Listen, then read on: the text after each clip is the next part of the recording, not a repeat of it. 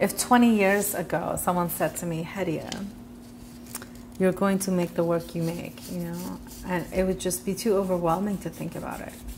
But now I really love the process, and I love what comes at the end, and the determination that goes into staying the course when it's monotonous and when it's lonely, when it's repetitive, and knowing that the end result is going to be something that for maybe a moment of looking at it allows the audience to forget everything else and just look. So that's really nice. I really loved how this particular word, ishq, is comprised of 3 letters that when they come together, they make a key-like form that just loves to be repeated. The word ishq in Farsi, it translates to love, but it's not just love, it's a passionate love. We don't use it every day to each other or to describe things. It's a lot of times used in literature and poetry.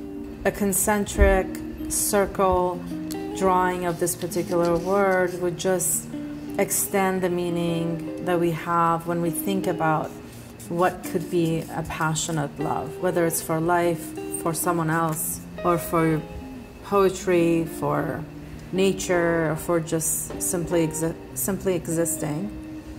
And so this idea and notions around existence and belonging and passion, all of those, I think for me, were resonating in this one particular word, comprised of these 3 simple letters.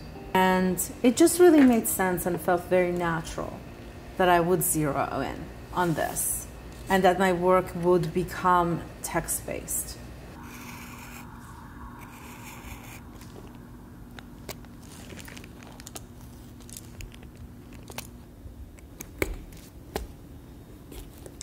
What really made me inspired to do this work was the experience of making collagraphs. It's a kind of printmaking process where you make a plate for printing that's made out of a cardboard, and you glue things on the surface of it, and then you gesso it, and then you ink it, and you put it through the press. You get a little printing, but it's a beautiful process. So when I was thinking about really how I could bring more a sculptural element to the surface of my drawings, I was thinking about how I could manipulate the surface, and I was easily reminded of the experience of printmaking collagraph plates.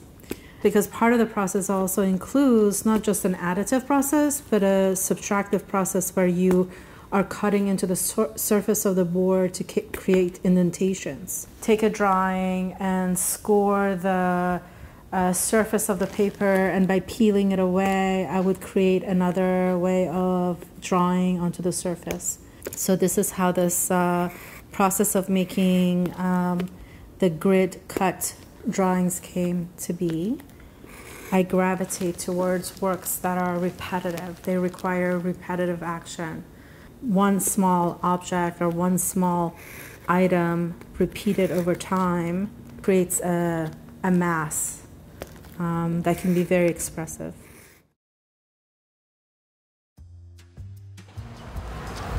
I mean, I love Brooklyn, and this is my neighborhood. Clinton Hill is probably the most beautiful neighborhood I can think of in Brooklyn. It's actually the first place I truly felt home after leaving Iran. Even though I spent the first, I don't know, 10, 12 years of living in America in the suburbs of Washington, D.C. But when I came here in the spring of '93, it just felt instantly like home.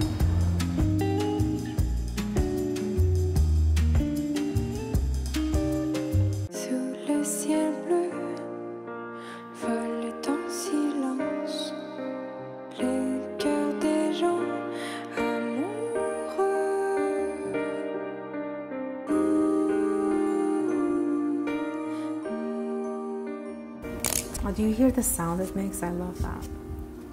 I call that cranking. You know, I crank the scroll to be tighter. You know, I have a predetermined color palette in front of me. I've already handwritten on these strips of paper as well, so I can just freely pick any strip I want and use it. But still, you know, there's decisions I'm making constantly. From the beginning, from the get-go, I have a sense of what I want this piece to be in my mind. And as I develop the roles, I decide how monochromatic or two-color piece I want this to be, or how colorful I want it to be. I think the magic happens in the variation of how things are rolled. Sometimes I realize that, you know, if I want an overall blue piece, it might be really interesting where the centers are mainly blue, like always the beginning is blue, rather than in contrast to this particular one where the center is white. So if we were just looking at this group of colors, you know, so there's a big difference visually with how this work is going to register if the center is white as opposed to the center being blue. So I'll make these decisions as I go along. And sometimes I just let go and decide, okay, well, let me just see what happens if I just let go and not think about it too much. And it's always a play between these two modes. I actually like to refer to it when I'm talking about it as pages in a book. I think right now they're strips, and once they get rolled in together, they become pages in a book. And there are books that you can't open up and see the inside of. So there's this history of both written language and, you know, mark making that never is really visible to the viewer. And there's something really quite interesting for me there, that tension of spending time making something that then is invisible but promised.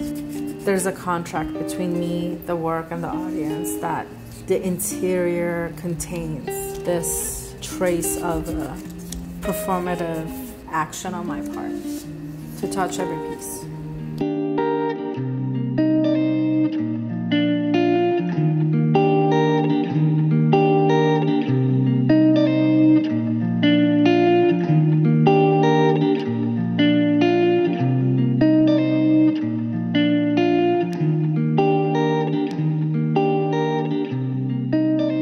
One of the things that excites me about the work, it's hard to define where it fits, and so I think it's very successful in collapsing the space between drawing into painting into sculpture.